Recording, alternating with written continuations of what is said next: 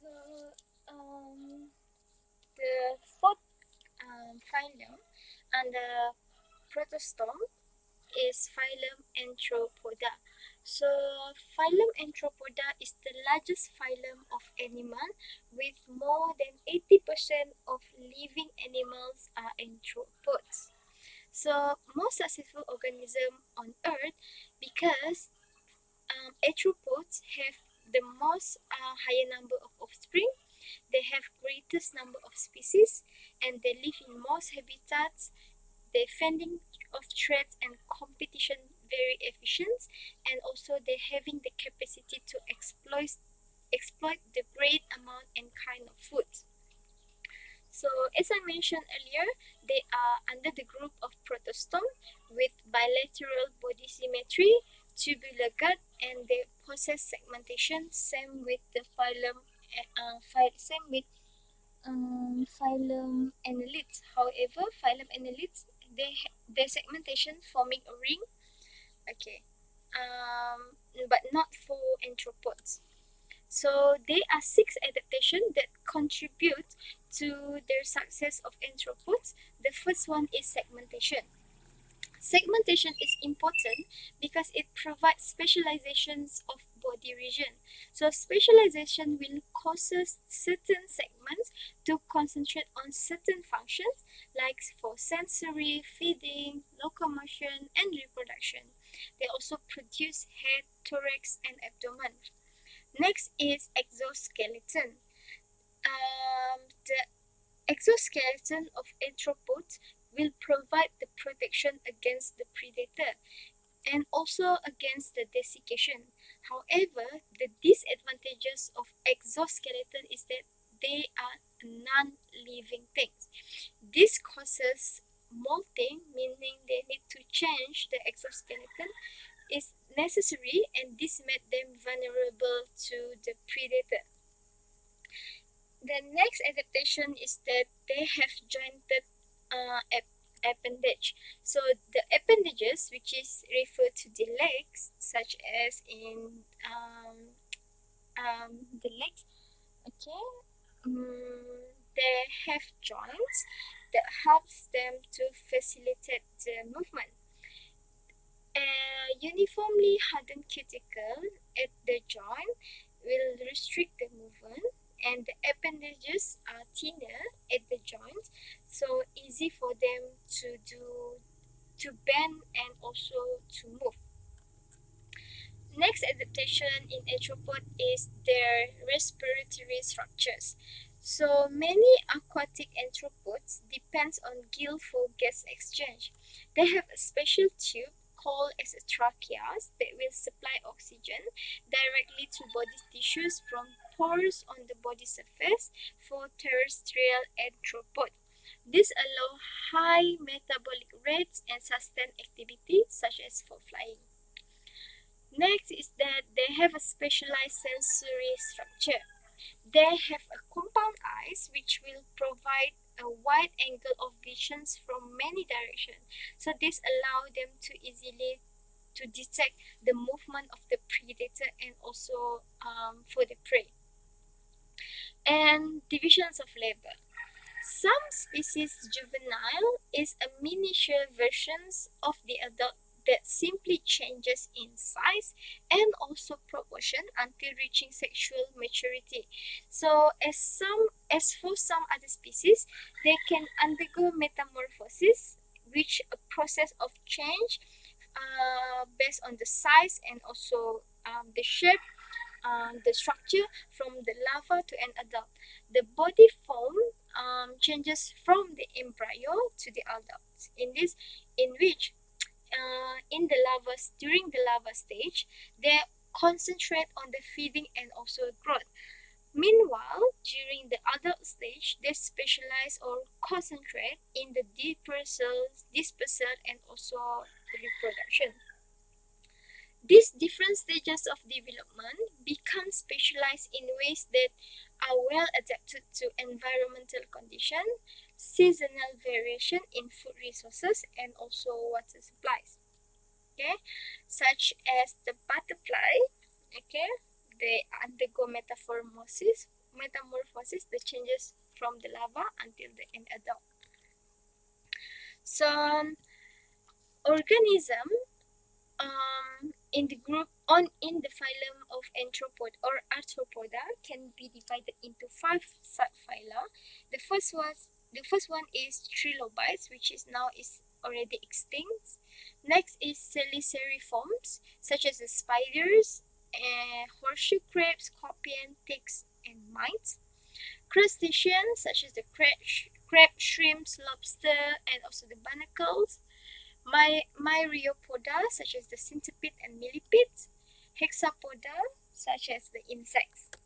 Okay, so under the subphylum of Cheliceriforms, or known as Chelicerata, they name after their claw-like feeding appendage called as chelicerae, okay, that serve as a pincher or serve as a fangs. Okay, so the chelicerates include some marine species such as the horseshoe crab and some familiar arachnids such as the spider, scorpion, ticks, and also mite. They are the only arthropods that lack the structure of antenna. Most of them have eyes with a simple lens. And for mites, they are free-living scavengers, while others are serious pests of plants and also animal, which is their parasite. They eat the crop, they infect your pets, and also they can inhibit our bodies. Okay, so the ticks are notorious plague sucker and also disease carrier. They parasitize the deer, the mice, and also they are vector of the Lyme disease. Meanwhile, for spider, they are efficient predator that could sting you, bite, and weaken the insect with their venom, or even they can trap the insect using their web that they produce as a silk screen from the abdomen. So they will use the chelicerae to attack the prey, and then they will spill the digestive fluid and suck up the liquid milk.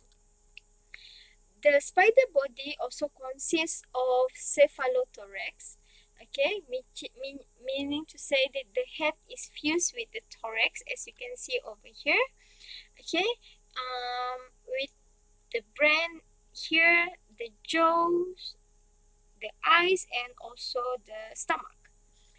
And also the pedipalps over here, okay, function for sensing or feeding and also for reproduction, in which they help to transfer the sperm and also display for courtship. And the body also they also possess eight legs, 1, 2, 3, 4, 5, 6, 7, 8, meaning to say have 4 pairs of legs that specialize for walking. And the abdomen over here, okay, contain the heart, the gut, the reproductive organ, and also the silk gland that producing the silk to form the spider web. And spider also have a unique gland, which is the sixth gland that I mentioned earlier in the abdomen that used to secrete the silk.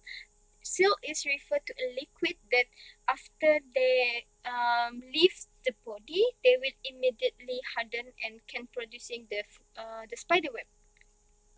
And also they have a unique respiratory system called as a book lungs. Why they call it as a book lung? Because it resembles the loose page of a book that can greatly increase the surface area available for the gas exchange in the spider, as you can see over here. Okay, and meanwhile, for scorpions, they use the very large pedipalp as a pincher here for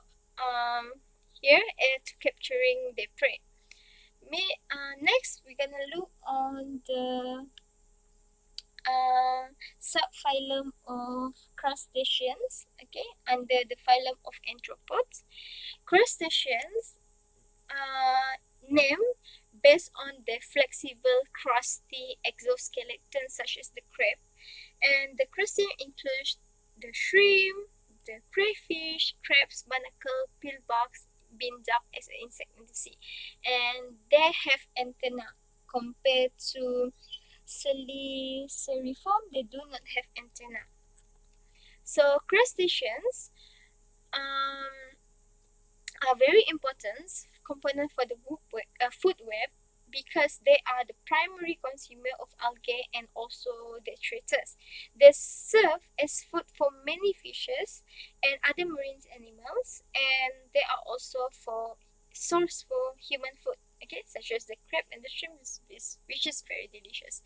So the crustacean body is divided into about 16 up to 20 segment, which is you can easily found in the shrimp.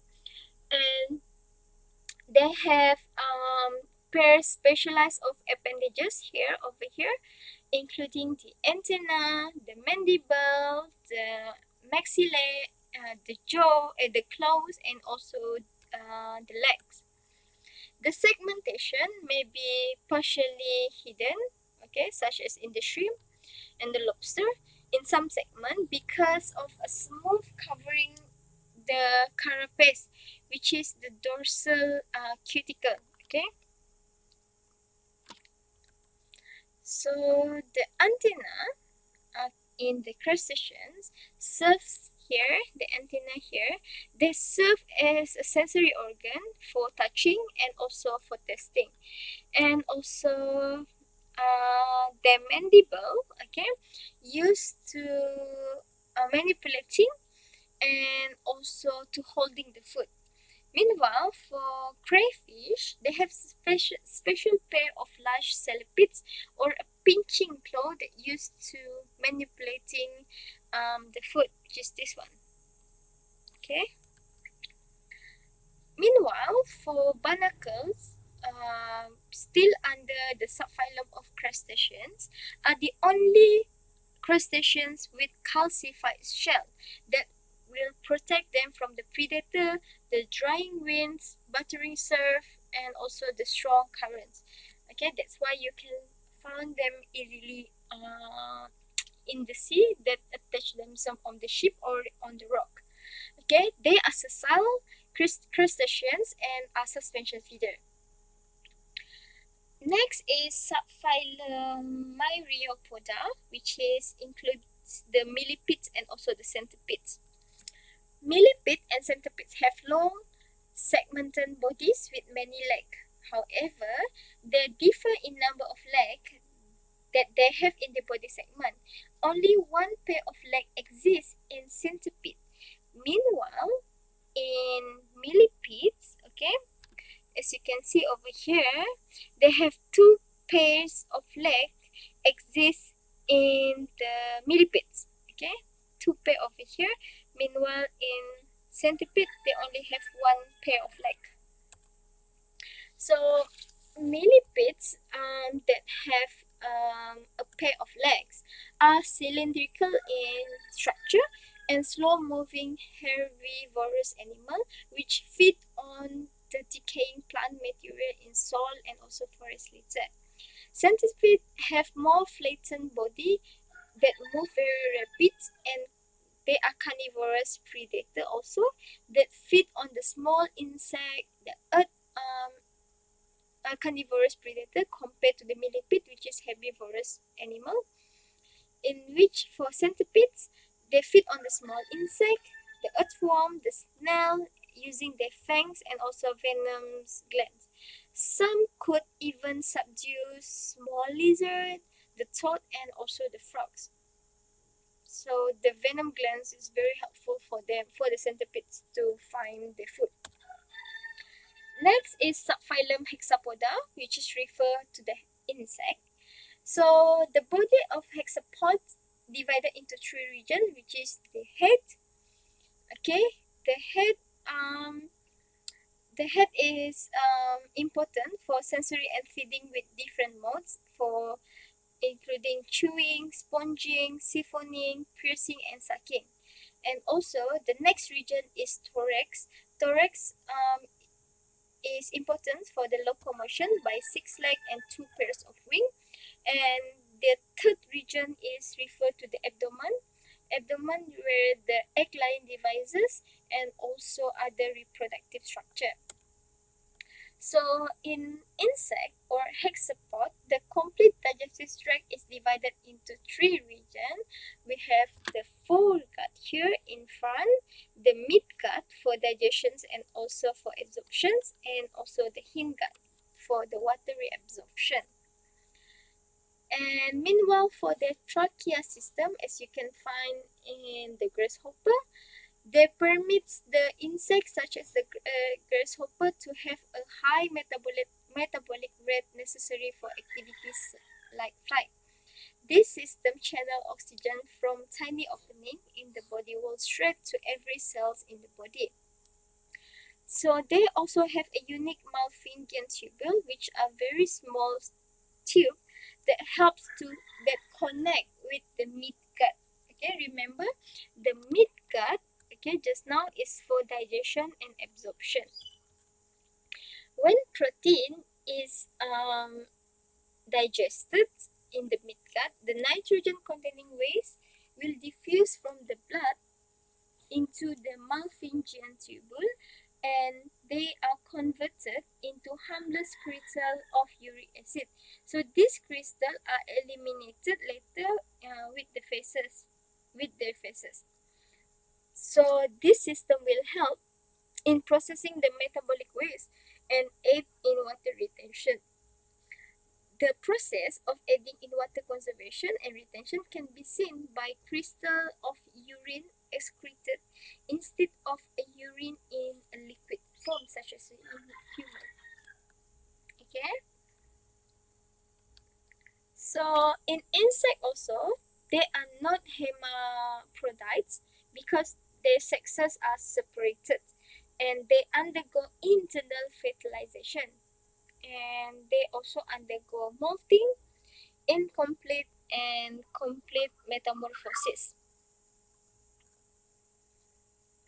So insects, okay, under the phylum of Arthropods and also under the subphylum of hexapods are the most successful lineage of all because they due to their staggering reproductive capacity. So if one female fly, okay, survive and they can reproduce 6 more generations, so she would have over 5 trillion descendants. That is a lot. Okay, so they also display a various lifestyle due to their modification and specialization of their joint appendage, which is the legs. For example, at the mouth part, their mouth part, in which that this help them to consume varied types of food such as the siphon, okay, that you can find in the butterfly. And also they have the ability to exploit different nature resources, mean they can exploit different type of food during different stages of metamorphosis such as the larva, eat different things, the nymph and the pupae. Therefore they eliminate the competition for the food sources.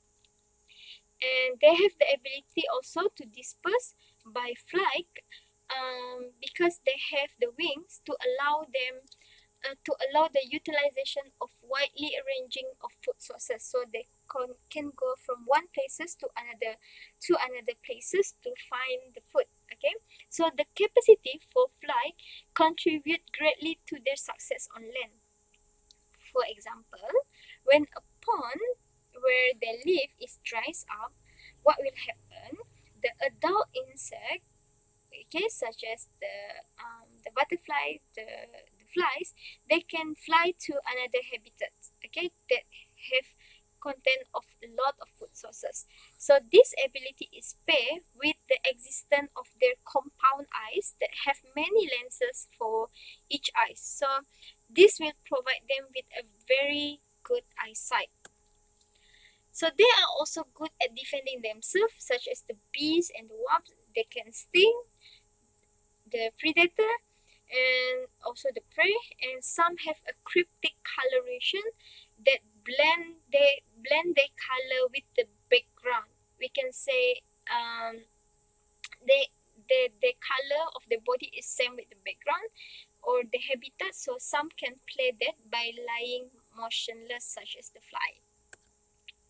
So this is the short notes or the conclusion for for the four subphylums or five subphylum, including the trilobites, which is now is extinct already, in under the group of phylum Arthropods.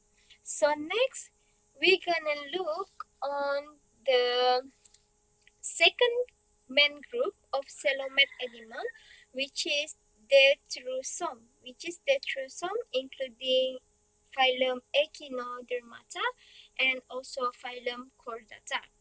First, phylum Echinodermata. Echinodermata got their name from the spiny skin, which are spine that projecting outward from the endoskeleton that is made from the calcium carbonate, such as the sea urchin, okay, and sea cucumber. So they exhibit secondary radial, or known as a pentaradial symmetry, where the body is arranged into 5 parts around a central axis, such as the starfish. And the larvae are bilateral, symmetrical, ciliated, and free-living. As I mentioned earlier, echinoderms are deuterosomes, meaning to say the zygote is cleaved through radial holoblastic.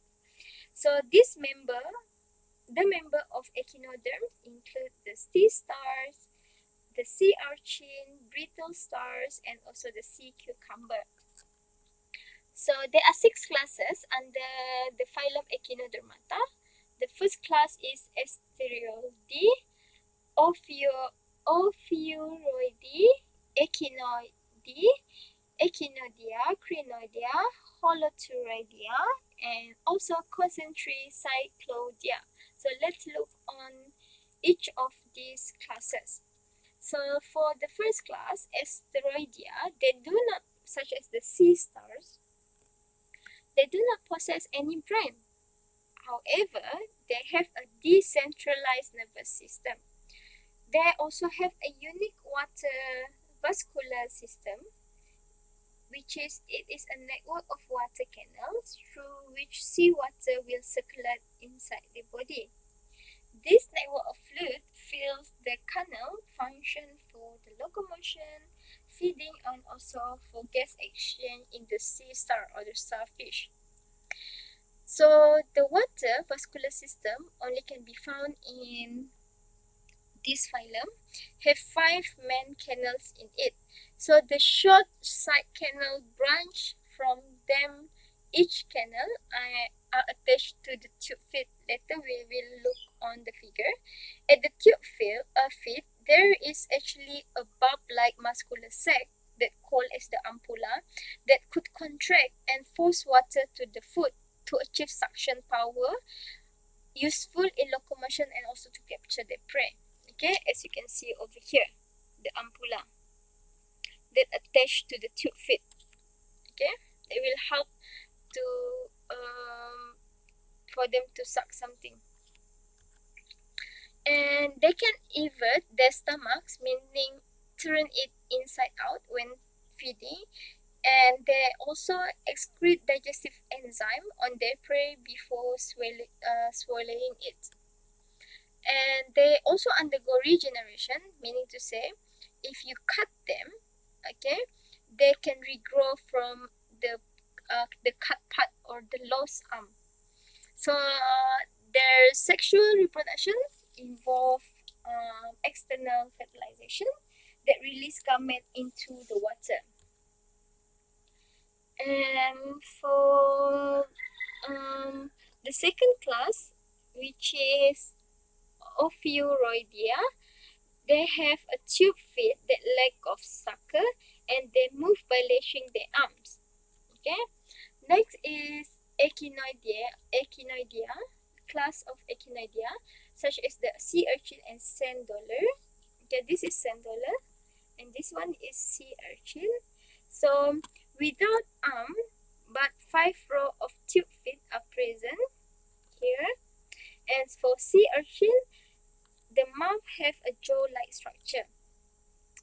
For the class of crinoidea, such as the sea lilies, okay, and the feather star, they use arm for suspension feeding.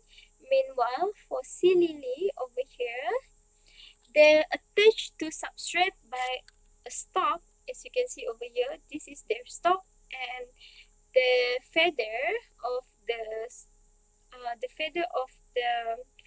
feather star also can crawl. Okay. Next is class of holothuroidea, such as the sea cucumber. They do not like much. They do not look much like other echinoderm because they lack of spine. However, they still have the 5 rows of the tube feet. Okay, and the tube feet around their mouths. Okay, here develop as a feeding tentacles. Okay, so I think that's all for all of the phylums in animals, kingdom of animal for invertebrates. Next, we're gonna look on the major trends in evolution in invertebrates. First is multicellularity. Multicellularity in invertebrates help them to develop their tissue, organ, and also organ system. The development of tissue first from none, which is the sponges. Sponges do not have a tissue. Then they have 2 layers of tissue, which is known as diploplastic, such as the cyanidarian. And then the tissue is developed into 3 layers, in which they are known as a triboblastic, which is they have ectoderm, endoderm, and exomesoderm. And also the development of symmetry, either radial symmetry or bilateral symmetry. First, they do not have any symmetry at all, such as in sponges. Then they have a radial symmetry that you can find in phylum Cnidaria, and then they have a bilateral symmetry in the body plants that you can find in most of the phylum of invertebrates. And also for the development of guts, first in sponges there is no guts. Okay, remember, for sponges, okay, sponges is the group of in phylum Porifera. They do not have any guts. Then for cnidarians and also for phylum Platyhelminthes, they have a sac-like gut, and then complete in all in other phylum. Next is development of body cavity. Okay, they do not have. There is some animal that do not have any body cavity at all, which is known as coelomate animals, such as the flatworm. Then they do have a false coelom or false body cavity known as a pseudocoelomate animal, such as the roundworm and also the rotifer. And then all of the animals have the coelom that known as a coelomate animals and are divided into 2 main groups, which is protostome including the phylum of lophophores, molluscs, annelids, and also arthropods. And the next group that have a coelom is deuterostome, include phylum Echindermata and also phylum Chordata. Next is the development of segmentation. The segmentation is evolved in protostome groups, such as in phylum Annelids and also phylum Arthropods. So this one you can read by yourself later. So I think that's all for today, class. Thank you.